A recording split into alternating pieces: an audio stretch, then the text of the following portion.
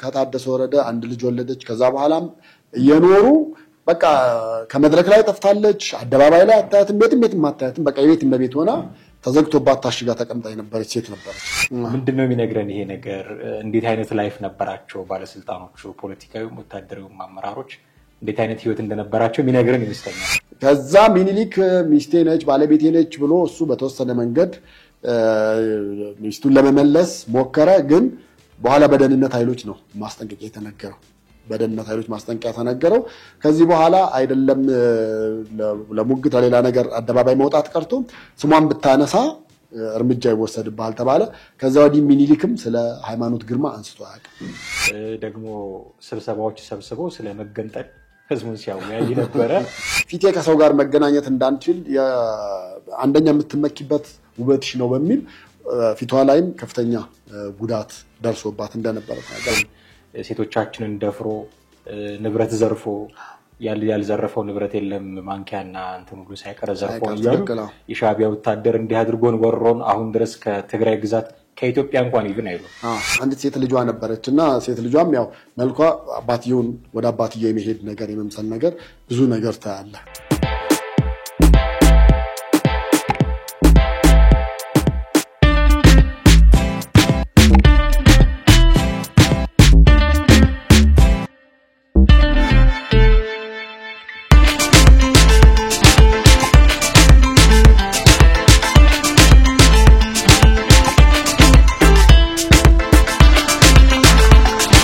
ሰላም ጤና ይስጥልን ወደ ቤተሰቦቻችን እንዴት አላችሁ አመር ሚዲያን እየተከታተላችሁ ነው ወቅታዊ ፕሮግራማችን ላይ እንገኛለን ቴዎድሮስ ካሳና ማደግፋ ከእናንተ ጋር ቆይታ እናደርጋለን እስከ ፕሮግራማችን ፍጻሜ ድረስ አብራችሁን ትቆዩ ዘንድ ያክብሮት ግብዣችን ነው ከኛ ጋር ሆኖ ቴዲ እንዴት ነህ ሰላም ነው አለን የሰሞኑ ጉዳይ በተለይ ህዋት በምርጫ ቦርድ ከፓርቲነት ከታገደ በኋላ ምን አይነት ግብረ መልሶች ይኖራሉ ተብሎ በጣም ሲጠበቅ ነበር እስከ ትራንትና ጊዜ ድረስ ከየትኛውም አይነት የፖለቲካ እንቅስቃሴ ራሱን አላቀለ ህዋት ይሄ ማለት በተቃራኒው ምንድነው የምርጫ ቦርድ ውሳኔ ተፈጻሚነት ያገኝ አይደለም ማለት ነው ማን ነው ተፈጻሚነት እንዲያገኝ የሚያደርገው ምክንያቱም የታጠቀ ኃይል የለውም ሊያስገድድ አይችልም ምርጫ ቦርድ የፌደራል መንግስት ተቋም እንደመሆኑ መጠን ግን የፌደራል መንግስት እንዲህ አይነት ጉዳዮችን እንዲያስፈጽም ይጠበቃል እሱ ደግሞ ላስፈጽም ብሎ ቢንቀሳቀስ ጦርነት ከፈታችሁብን የሚል ደግሞ ነገር መነሳቱ አይቀርም አጣብቂኝ ነው የሆነ የምርጫ ቦርድ ውሳኔ ተፈጻሚነት አላገኘም ሄርቪን ማሲንጋ ትላንትና ሽሬ ሄደው እዛ አካባቢ ያሉትን ሁኔታዎች ሲጎበኙ የህዋት ባለስልጣናት ናቸው የተቀበሏቸው ደግሞ ስብሰባዎች ሰብስበው ስለ መገንጠል ህዝቡን ሲያወያይ ነበረ አገር ብትሆን ይሻላል ትግራይ ወይስ ከኢትዮጵያ ጋር ብትቀጥል ምንድነው እንደ ኤርትራ ብንሆን ምን እንጎዳለን አንዳንዶቹ እንደውም ሊዲንግ ኩዌስቸን ናቸው ብንቆይ ምን እንጠቀማለን የሚሉ ሳይሆን ከኤርትራ ጋር እንደ ኤርትራ ብንገነጠል ምን እንጠቀማለን ምን እንጎዳለን ወደዛ የሚገፋ መሪ ጥያቄዎች ናቸው እንደ አይነት ሁኔታዎች እያከረ ስለዚህ ከፖለቲካ ራሱን ሙሉ በሙሉ አላገለለምና እንዴት ነው የሚታየው ይሄ ከፖለቲካ እንቅስቃሴ ራሱን ሳያገን ተሰረዟል ማለት ይቻላል ወይ እና መሰረዙን በርግጥስ መሬት ላይ በወረደ በአፈጻጸም ሂደት እንዴት ነው ማስቀጠል የሚቻለው አሁን እንግዲህ የህወሓትን አካሄድ ወይም ጉዞ ስናይ ህገወጥነትና ህጋዊነትን እያቀላቀለ እየተጓዘ ያለበት ሁኔታ ነው የምታየው አንዳንዱ ቦታ ሄደ ህወሓት እንደ ፓርቲ እንዳይቀጥል እንደውም እንዳይንቀሳቀስ ታግዷል እነዚህ ነገሮች ማድረግ አይችልም ብለ ስትል በክልል መንግስትነት ስልጣናችን ነው የምንንቀሳቀሰው ይሏል አይ በሌላ በኩል ደግሞ እንዴት ነው በቃ የክልል ስልጣን ገደብ ነው በዚህ መንገድ ነው ሲባል ደግሞ አይ ይሄ ፖለቲካ ጉዳይ ነው ብለው ደግሞ ከፖለቲካው ጋር ሲያላተሙት ታየዋለህና በዚህና በሌሎችም ነገሮች በአብዛኛው ነገሮችን ያምታታ ነው እየተንቀሳቀሰ ያለው በህገወጥ መሆኑ እንግዲህ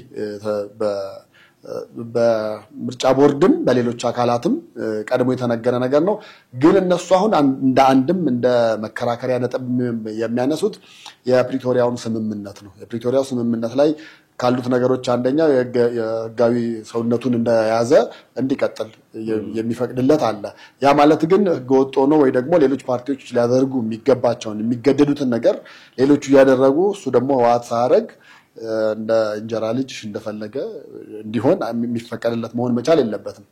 ነገር ግን አሁን ካነሳው ጋር በተለይ የዚህ ከትግራይን እንደ ኤርትራ የመገንጠል ወይ ደግሞ ከኤርትራ ጋር አብረው ሆነው የመስራት ነገሮች በፊትም በድብቅ ይከናወኑ የነበሩ ናቸው። አንደኛ ሲጣሉ አንድ ሰሞን ነው፣ ሲታረቁም ደግሞ በተለየ መንገድ ነው። ለምሳሌ በጦርነቱ ወቅት ከመከላከያ ሰራዊት ወይ ደግሞ ከኢትዮጵያ መንግስት ሰራዊት ይልቅ የጎዳን የኤርትራ መንግስት ሰራዊት ነው ብለው ነው የሚያምኑትም የሚናገሩትም።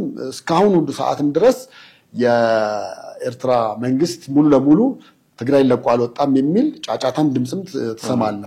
ግን እሱ ሆኖ ሳያበቃ ደግሞ ገና እሱ ጫጫታ የት ይደርሳል ብለህ ስታስብ ጌታቸው ረዳ መጣና ደግሞ አንድ ነገር ነገረን። የህወሓት አንዳንድ ጀነራሎች ከትግራይ ጋር እየተነጋገሩ እየተወያዩ እንዳለ በሚስጥር እየተገናኙ እንዳለ ጭራሽ ፌደራል መንግስት በማያውቀው መንገድ በሱዳንም ግንኙነት እንዳላቸው በሌላ መንገድም እየተገናኙ እንደሆነ ሰማን። በጣም የመጨረሻ ማጠናከሪያው ደግሞ የትናንትና የስታሊን በዛ መገኘት ደግሞ የበለጠ ነገሩን ያጠናከረውና ይሄ ነገር ምንቱን ለመናገር መረጃዎቹ ለማመን ከብዶኝ ነበር። ምክንያቱም ሻቢያ ሲሉ እንደው የኤርትራ መንግስት እንኳን ብለው እኮ አያውቁም። ሻቢያ እንዲያርጉ ተበቅሎን አክሱም ላይ እንደዛ አድርጎ አላደረገም ይያልኩ አይደለም፣ አድርጓል እኮ።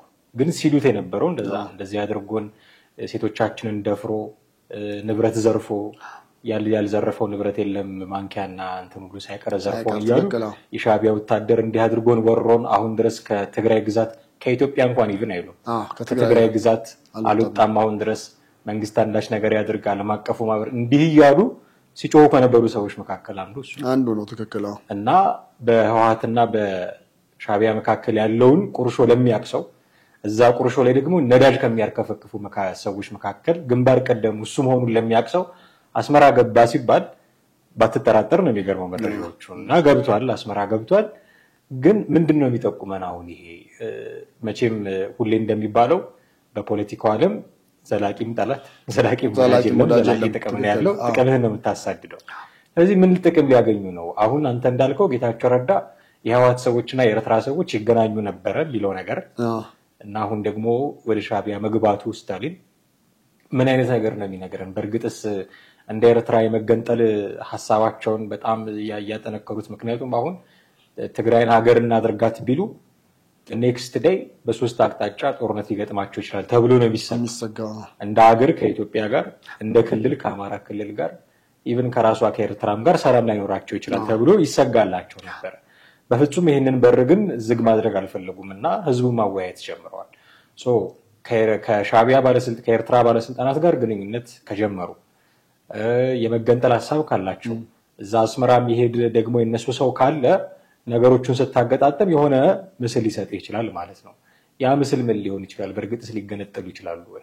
ሊገነጠሉ የሚችሉበት ብዙ ምክንያት አለ ወይ ደግሞ ብዙ በኢሳያስ አፈወርቂ የቀረበላቸው ማባቢያዎችና ማታለያዎች እንዳሉ እንደገና እነሱም ደግሞ እኛ ይሄንን እንሰጣለን የጊቭ ኤንድ ቴክ አይነት ነገር ማለት ነው። በእነሱ አይነት መንገድ በጣም ብዙ ነገር እንዳለ እየተሰማ ነው ያለው። አንደኛው የተሰማ ካለው ነገር መካከል የአሰብ ወደብን መጠቀም እንደሚችሉ በግልጽ እየተነገራቸው ነው ያለውና አንደኛም ምናልባት ይሄ ነገር አሁን ወደፊት በዚሁ ከቀጠለ ከበረታ ከኤርትራ ጋር አንድ ሆነው እንደ ሀገር ለመቀጠል እሳቤ ሊኖር ይችላል። እንደ ሀገር የመቀጠል ምክንያቱም ኤርትራ ከኢትዮጵያ ጋር እኮ በሪፈረንደም በምንም ተቀላቅላ ትቀጥል ከተባለ ዋና አጎራባቿ ትግራይ ነች።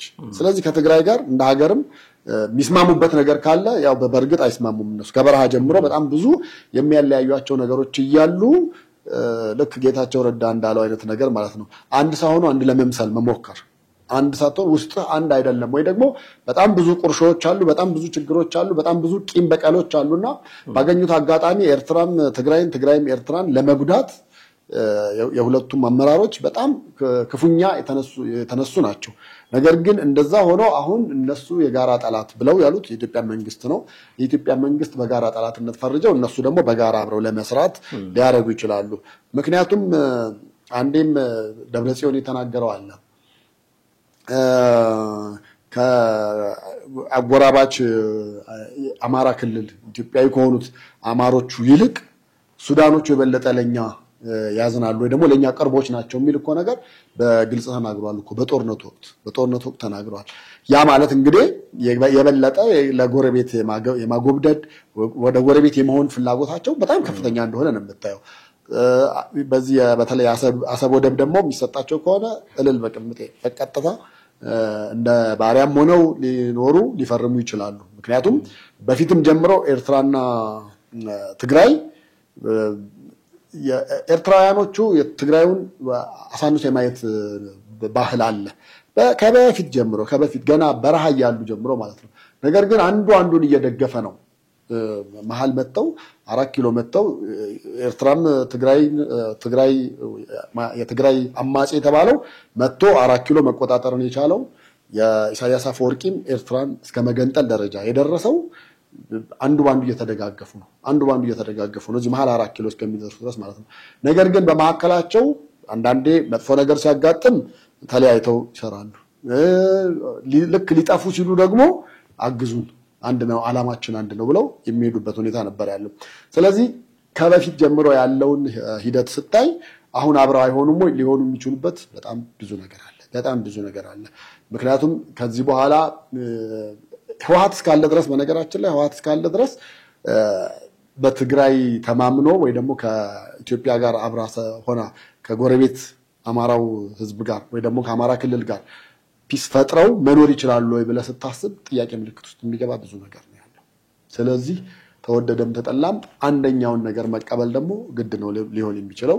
እንግዲህ ስታሊን እዛ መሄድ መቼም እሱ የቢዝነስ ሰው ወይ ደግሞ ባለሀብት አይደለም፣ በኢንቨስትመንት ዙሪያ ሊመክር አይደለም ወይ ደግሞ የጦር አማካሪ ኢታማዦር ሹም ሆኖ ሁለቱ ሀገራት በጦርነት በወታደራዊ ልምምድ ሊያደርጉ ምናምን ብለህ የምተነትነው ነገር አይደለም። በቃ አንድና አንድ የሆነ ነገር በፊት ከነበረው ነገር በተሻለ የተገለበጠ ነገር ስላገኘ ኤርትራ ኢትዮጵያን በጠላትነት የመፈረጅ ነገር ላይ ስለታየ እነዛን ነገሮች የትግራይና ኤርትራን ጉዳይ ለማስማማት መሆኑ ፍለፊት ይታያል ብዬ ነው የማምነው።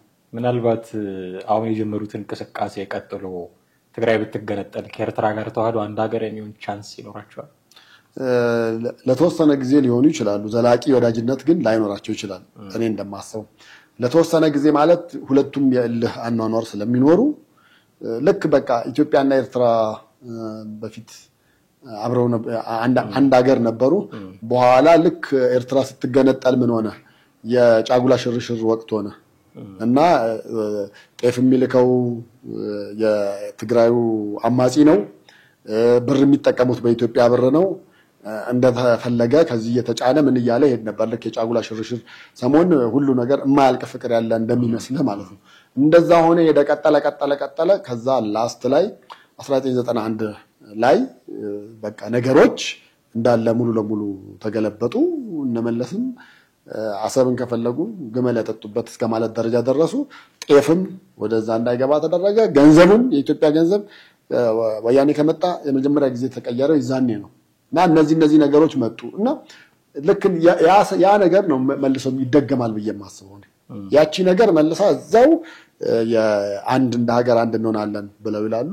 አዙዌላስ ደግሞ በሪፈረንደም እኛም ለብቻችን እንሆናለን። ከዛ በኋላ ከኤርትራ ጋር የሚኖረው ግንኙነት ግን አንደኛ እንደ ጎረቤት ሀገር፣ ሁለተኛ የባህር በር የመጠቀምን ነገሮች እነዛን ነገሮች ሊያሰሏቸው ይችላሉ። እነዛን ነገሮች በማስላት አብረን ልንኖር እንችላለን፣ ወይም አንተም ባለህበት እኔም ባለህበት ሆነን አንድ በሚያደርጉን ነገር አንድ እያደረግን ልክ ከጎረቤት ሀገር ጋር አሁንኛ ከጅቡቲ ጋር ከሱዳን ከሌሎች ሀገራት ጋር ፖርት የመጠቀም ምን ማለት ነገር እንዳለን በዛን አይነት መንገድ ይሄዳሉ ብዬ ነው የማስበው። የህወሓት ከፖለቲካ ፓርቲ መሰረዝን ተከትሎ አንዳንድ ድምጾች መስማት እየጀመርን ነው። የአርቲስቶች ድምጽ መስማት እየጀመርን ነው። ስልጣን ላይ በነበሩበት ጊዜ የፖለቲካዊም ወታደራዊ አመራሮች ስልጣን ላይ በነበሩበት ጊዜ የነበራቸው ህይወት አሁን ከማዕከላዊ መንግስትም ራሳቸውን አግልለው መቀሌ ከገቡ በኋላ እና በምርጫ ቦርድም ከተሰረዙ በኋላ አይ ቲንክ ከዚህ በኋላ ምን ሊያመጡ ይችላሉ በሚል ስሜትም ሊሆን ይችላል አላውቅም፣ ድምጾች መስማት እየጀመርን ነው። የድምፃውያን እንደዚህ ሌሎችም ምንድነው የሚነግረን ይሄ ነገር? እንዴት አይነት ላይፍ ነበራቸው ባለስልጣኖቹ፣ ፖለቲካዊ ወታደራዊ አመራሮች እንዴት አይነት ህይወት እንደነበራቸው የሚነግረን ይመስለኛል። እነሱን ጉዳይና ሐሳብ እንግዲህ ይሄንን ስናነሳ ስም መጥራት የግድ ነው ሊሆንብን የሚችለው፣ አለዛ በጅምላ ህወሓት እያል መቀጠል አንችልም። ስለዚህ ድምፃውያንም ዝም ብለን በጅምላ የፈረጅን መቀጠል አንችልም እና ስም መጥራት ግድ ሊሆን ይችላል። ከስም ማጥፋት ነገር እንዳያዝ እውነታውና የተጻፈውን በትክክለኛ የሆነውን ነገር ነው እኛም የምንነግረው።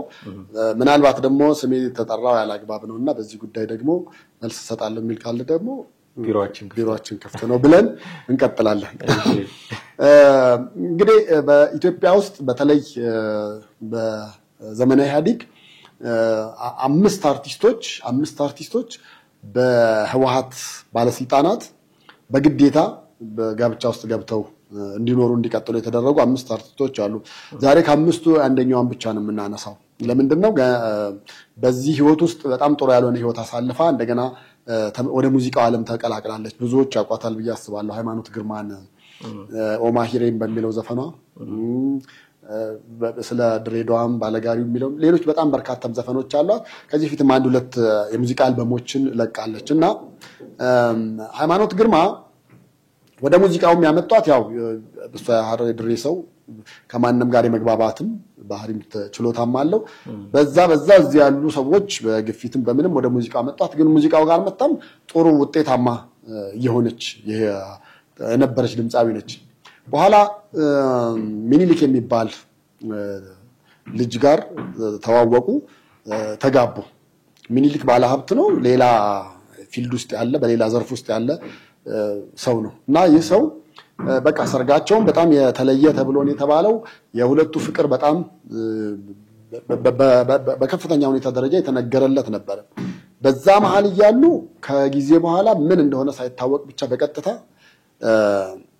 ግንኙነታቸው ተቋረጠ። አንድ ልጅ ከወለዱ በኋላ ግንኙነታቸው ሲቋረጥ ብዙ ሰው ተደናገጠ። ምን አለ? ከዛ አስታውሳለሁ በወቅቱ ይወጡ የነበሩን ቃል ኪዳንና ሌሎች መጽሔቶች ላይ ምልልስ ሁሉ ተጀመረ። እሷ እንዲያድርጋኝ ነው፣ እሱ እንዲያድርጎኝ ነው የሚል።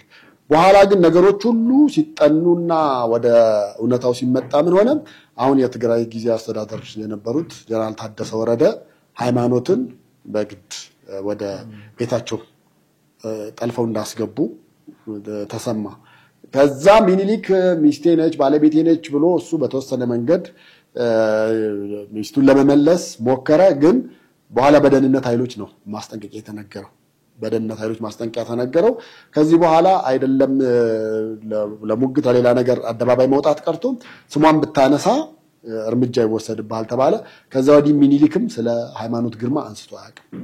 ጸጥ ብሎ ነው የቀረው። ሌሎች ሚዲያዎች ናቸው እንደውም የሃይማኖትና የሚኒሊክ ጉዳይ ያሉ ያራግበው የነበሩት ማለት ነው።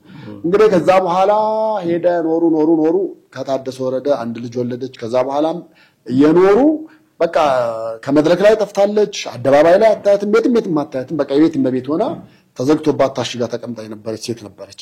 በኋላ ላይ እንግዲህ ጦርነቱ ሲመጣና ግማሹ ወደ ትግራይ ሲገባ የተወሰነው እዚህ ቀረ።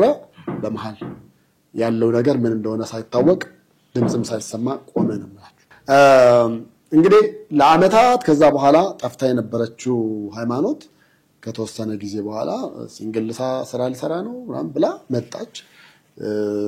ሰይፉ ሾው ላይም ቀረበች። ከዛ በኋላ የሆነ ሲንግልም ተለቀቀ። በቃ ሰው የተወሰነ ነገር አወራና ዝም አለ። ከዛ ትናንትና ነው ለሙዚቃ አልበሟ አርብ ይለቀቃል የሚለውን ነገር ለማውራት ስትወጣ የግለሰቡን ስም አልጠቀሰችም። እኛ ነን የተጠቀስነው፣ ታደሰ ወረደ ያልነው እኛ ነን። ያው አይ ቲንክ ብዙዎቹ ለሚዲያው ሩቅ ያልሆኑ ሰዎች ያውቃሉ ብለን ስለምናስብ ነው። በጣም ከፍተኛ የሆነ በደል ይደርስባት እንደነበረ ፊቷ ላይ ሙሉ ለሙሉ ፊቷን ሊለውጥ በሚችል አይነት መንገድ ብዙ ነገር እንደደረሰባት ቅንድቧ ራሱ እስከ መሰንጠቅና እስከ መቆረጥ ደርሶ አይኔ ራሱ ማየት አይችልም ነበር ነው ያለችው። አይኔ ማየት አይችልም፣ ፊቴም እንደዛ ሆኖ መውጣት ራሱ ከብዶ የነበረ በፊት የሚያቋት ሃይማኖት አሁን ብሎ በፊት እንግዲህ በሙዚቃው ብቻ አይደለም የሚታወቀው በውበቷም ጭምር ከኢትዮጵያ አርቲስቶች ሙዚቃ ውስጥ ካሉ ቆንጆ ብለህ ብትጠራ ሃይማኖት ግርማን ከምትጠራ አንዷ ነበረችና ያልታሰበ ነገር ነው በቃ ሆነብኝ አለችና ከሰው ጋር እደዋወላለሁ ምን እላለሁ ግን መውጣት አልችልም በጣም እንቀርባቸውን ቤት ቀጥሬ ነበር ማናግራቸው ምንም የምችለው ነገር አልነበረም በጣም ብዙ ጫና ነው የደረሰብኝ አንደኛ ባይምሮዬ ላይ ነው ሁለተኛ ደግሞ ፊቴ ከሰው ጋር መገናኘት እንዳንችል አንደኛ የምትመኪበት ውበትሽ ነው በሚል ፊቷ ላይም ከፍተኛ ጉዳት ደርሶባት እንደነበረ ተናገረች ከዛ በኋላ ውጭ ሀገር ሄደን ስራ እንስራ ብለው የሱዳን ጓደኞቿ ጥያቄ ሲያቀርቡላት እኔ መድረክ ላይ መውጣት አልችልም ስቴጅ ላይ መውጣት አልችልም ስላላያችሁ ነው ኑና አዩን ብዬ ቀጠርኳቸው ከዛ ፊቴን ሳሳያቸው በጣም አዩ ደነገጡ ምናሉ እና እንዴት ነው አይኔ ራሱ ማየት አይችልም የአይኔ ሽፋሽፍት ቅንድቤ የላይኛው ሙሉ ለሙሉ ወርዷል ወደታችና እንዳይሆን ነው ሆንኩትኝ ብላስት ነገር ምንም ችግር የለም ብለው እነሱ ወስደው አሳክመዋት ፊቷን ወደ ቀድሞ በረጅም ጊዜ ህክምና ወደ ቀድሞ ማንነቷ መለሷት ከዛ በኋላ የሙዚቃ ስራዋን አቀረበች ይሄን ትናንትና ነው እንግዲህ ነገረችን ትናንትና እሷ ስትናገር አሁን ብዙዎቹ ስለ ሃይማኖት ግርማ እና እንደዚህ ቅድም የጠቀስኩልህ እሷን ጨምሮ 5 አርቲስቶች በግድ ታግተው በህወሓት ባለስልጣናት ሚስት ሆነው የኖሩ እንዳሉ ለምናቀው ለኛ በቃ ይሄን ከታደሰ ውጭ ማንንም እንዲል አደርግ አይችልም ማለት ነው የጦር መኮንንና የጦር ጀነራል ነው በዚህ በኩል የገንዘብ ምንጩም ምን እንደሆነ በማይታወቅ መንገድ ገንዘብ ያለው ሰው ነው በዚህ በኩል ደግሞ ወታደራዊ አዛዥ ነው ስለዚህ ማንንም ዞር ብሎ ላይ ማንንም ሊናገረው ማንንም ይሄ ሰውዬ እንዲ ነው ብሎ ሊለው በማይችል አይነት መንገድ ነው ስልጣኑን ተጠቅሞ ያን ሲያደርግ የነበረው እንግዲህ አሁን እሷ በአዲስ አልበሟ እንደገና እንደ አዲስ መጣ ተናገረች አንዲት ሴት ልጇ ነበረችና ሴት ልጇም ያው መልኳ አባትየውን ወደ አባትየው የሚሄድ ነገር የመምሰል ነገር ብዙ ነገር ታያለና እንግዲህ ታደሰ ወረዳ አሁን ስለ ሰብአዊ መብት ስለሌላ ነገር ሊያወሩልህ ይፈልጉ ይሆናል ወይ ደግሞ በትግራይ ወጥ ሴቶች ተደፈሩ ምናምን ሊሉ ይችላል እውነተኛና ነፃ ፍርድ ቤት ቢኖር ግን እነዚህ አርቲስቶች ሃይማኖት ግርማን ጨምረው ቁጭ ብለው በወቅቱ የተደረገባቸው ቢናገሩ አገር ጉድ የሚያስብልና ጭንቅላት ሊያስይዝ የሚችል ነው አንዳንዶቹ እኮ መኝታ ቤት ውስጥ የሚከናወኑ ስለሆኑ ማናያቸው ማንሰማቸው አሉ ዝም ብሎ በሩመር ደረጃ ልትሰማቸው ትችላለህ ወይ ደግሞ ያን ያህል ገብታ አታየውም ወይ ደግሞ ባለቤቱን ተጠቂውም ተጎጂውም ሰው ራሱ ያን ያህል ገብቶ ላይናገር ይችላል ገፍቶ ላይናገር ይችላል ምክንያቱም ገመናን እንደማውጣት ነው የሚታየው በዛ ምክንያት ነው እንጂ እነታደሰ ወረደ የሰሩት ድርጊት በጣም ከፍተኛ እንደሆነና አንዳንዱ እንደውም ፍለፊት መነገር የማይችል እንደሆነና ለጆሮ እንደሚሰቀጥጥ ሚዲያ ላይ የማይወጣ እንደሆነ አድርጋ ነው የነገረችንና እንግዲህ እኛ ሰውዬ ደግሞ ዛሬ የትግራይ ጊዜያዊ አስተዳደር ሆነው ጌታቸው ረዳን ወክለው ተክተው አሁን ደግሞ ትግራይን ወክለው በየክልሉ እየዞሩ ነው ያሉት በየክልሉ እየዞሩ ነው ጋቢም ጋሻም ጦሩ እየተሸለሙ ነው ያሉት ምናልባት ካልቡ መሃል አንድ ሰምለበስ ቀን እንጠብቅ በነገራችን ላይ እሱ ብቻ አይደለም አሁን ጅማን ይሉት አይደለ ከጅማ ቀጣዩ ጉዞ ወደ አማራ ክልል ነው የተባለው ወደ ባህር ዳር እየተባለ እንግዲህ አስበው ባህር ዳርን አቋርጠው ነው አልፎ ተሻግረው የሚቀርበው ጎረቤት ነበረ ግን ጎረቤታቸውን ትተው እዛ ሄደዋል ከዛ ቀጣዩ ደግሞ ባህር ዳር ነው የተባለው ደቡብ ክልል እንኳን ያን ያክል የተጎራበጠ ስላልሆነ ያን ያህል የሚያሰጋም አይደለም ቢሄዱም ባይሄዱም እዳው ገብስ ነው እንደሚባለው ቀለል አድርገህ ልታስበው ትችላለህ ነገር ግን አሁን ትግራይ ውስጥ ያለ አንደኛው ስጋት ደግሞ እኚህ ሰው እየበለጸጉ ነው ብልጽግና እየሆኑ ነው ያኛውም ያው ከጀርባ ያለው የህወሓት ክንፍ እኮ ደስተኛ አይደለም በመሄዳቸው በማለታቸው ደስተኛ አይደለም ነገር ግን ታሪዎቹ እነ ሽመልስ አብዲሳ ናቸው ምንም ማድረግ አይቻልም ካልሄዱ ነገ ጧት ሌላ ነገር ሊመጣባቸው የሚችል ነገር ስላለ ሄደው የተባሉትን አድርገው ጋሻና ጦሩን ሁሉ ተቀብለው እንትን ይላሉ እንጂ መለስ እንደተናገረው የአክሱም ሐውልት ለወላይታ ሰው ምን ነው ብሎ ተናግሮ ነበር አይደለ እናቲንግ እንደዛ አይደለም አሁን ለአክሱም ሰው ያው ጋሻና ጦሩን የኦሮሚያን ጋሻና ጦሩ ምን እንደሆነ ከጋቢ ጭምር አድርገው አልብሰው ሰጥተዋል ስለዚህ ያን አንድነቱና ህብረቱን እንወደዋለን ግን የማስመሰያ እንዳይሆን ልክ ቲም ለማ ላይ ተሰርቶ እንደነበረው ነገር በየክልሉ እንደነበረው ነገር የሾው ምናምን ሆኖ ነገ ጧት ደግሞ አይንና ናጫ ሆኖ እንዳናያቸው ነው ስጋታችን በጣም አሪፍ ቴዲ በርካታ ነገሮችን አነሳሳን ምናልባት ለዛሬ ይሄን ያክል ይበቃናል በሚቀጥሉት ጊዜያት ደግሞ ያያየን ሁኔታዎችን ያያየን ወደ ተመልካቾቻችን ማድረሳችንን የምንቀጥል ነው የሚሆነው በጣም ነው አመሰግናለሁ ውድ ቤተሰቦቻችን እናንተም ከኛ ጋር ነበራችሁ ቆይታ እጅግ አድርገን እናመሰግናለን። በሚቀጥለው ጊዜ በሌላ ርዕሰ ጉዳይ ደግሞ እንዲሁ እንጠብቃችኋለን። ቴዎድሮስ ካሳና ማደግፋ ነበርን ከእናንተ ጋር ቆይታ ያደረግነው። በሚቀጥለው ፕሮግራም እስከምንገናኝ ድረስ ጤና ይስጥልን።